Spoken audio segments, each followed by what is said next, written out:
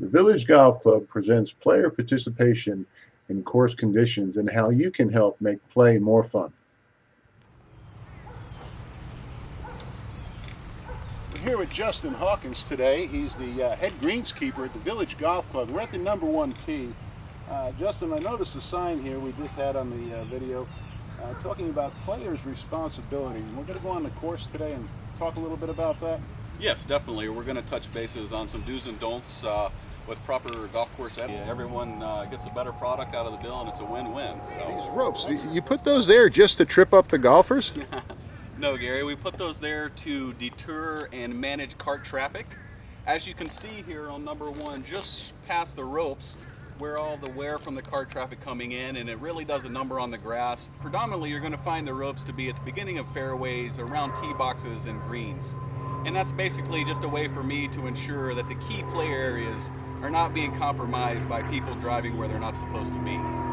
And in turn, we do move the ropes on occasion just to break it up and kind of shuffle it around a little bit. And what I would like to see and or possibly ask of the golfers, drive down the cart path and come in at a 90-degree angle directly to your ball versus shooting down the center of the rough through the middle of the fairway to get to your ball. There's a lot of extra cart on the grass that's not necessary, and it would be very good for my crew and myself if we could get a little help from the general public, and would definitely help to improve course conditions. On the ropes at times we'll move them from spot to spot. As I'm doing right now, we will try to prevent traffic from coming along here by putting the rope and extending it out to try to keep the carts off this worn area. And you know, it turns out to be a lot of work. When we were out here, we initially put the ropes up all in the mornings, my cup cutter does, and then we come back around periodically through the day and make repairs as well. So constantly every day riding in the same spots, it makes it difficult for the turf to ever heal when it's constantly taking a beating. So this is some of our practices that we do to help deter the repeated in the same area. And then now we've pushed out to a little bit better of an area and hopefully give this spot over here a little time to heal. Great. Thanks, Justin. Now we're going to talk about some of these divots in the fairway and the difference between filling them and not filling them. And I notice up north, a lot of courses, they don't fill them, they put them back, but down Florida we tend to fill them. What's the difference there? Well, the difference is with the Bermuda grass. It's a type of grass that grows not only above ground, below ground. It has what they call stolons and rhizomes. Unlike the cool season grass up north, which basically all have to come from seed, we're actually able to fill in the sand, the Bermuda grass spreads, filling in the divot. But at the same time, as you can see here, Gary, we've got one divot here to my right, which has been properly filled and should heal within about 2 weeks. And just here a few feet away, I've got a few divots that were left unfilled and would be very unpleasurable for your ball to land in there, because your ball is going to be sitting a little lower, going to be tougher to get down on the ball. And proper procedure, every golf cart has buckets right here on the carts. They're on every cart, and like I said earlier, if you guys run out of sand, you can always get some at the turn there. The guys would be glad to fill you up. And you basically just want to come over, put a little sand in the divot there. There's two right there. Spread the sand out a little with your foot. Basically, we don't want mountains of sand out. It'll dull the reels of my mowing units. The right side of number one green slope. And if you happen to fly the green right or a little long, chances are you're going to be on this side over here where the turf in some areas isn't as great as we'd like to see it. And that's another thing with people driving up on the green slopes. We get a lot of compaction, and you don't want to have to come up and hit off of a surface that's rock hard.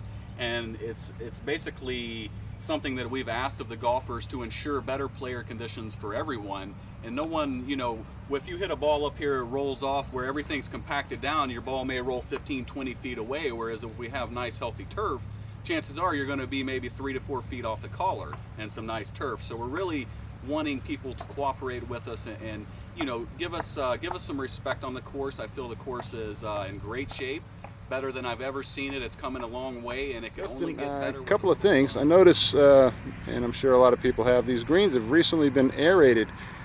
What is it that does? Why do we do that? I mean, I know 2 weeks ago the greens were great, they're putting fast, but we had to punch the holes in. And what is the purpose for that?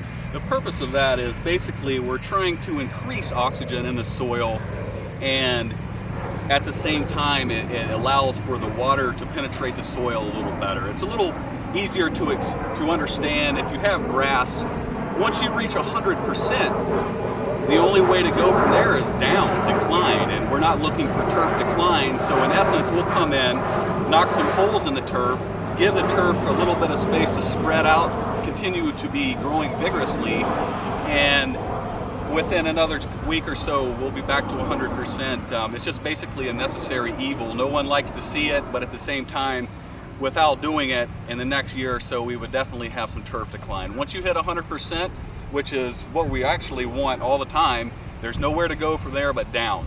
And what we've got here is a ball mark.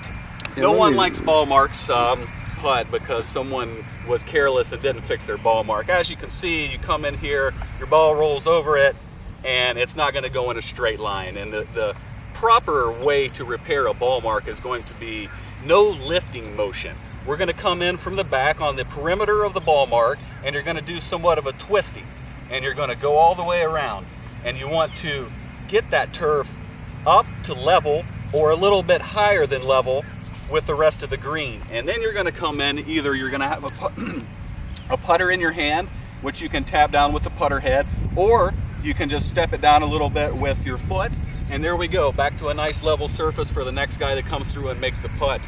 A properly repaired ball mark can heal in as little as 48 hours, whereas an unreplaced ball mark or repaired ball mark, you know, once the turf is lifted up like that, my mowers come in the morning, take off the grass, and then we're left with a bare spot.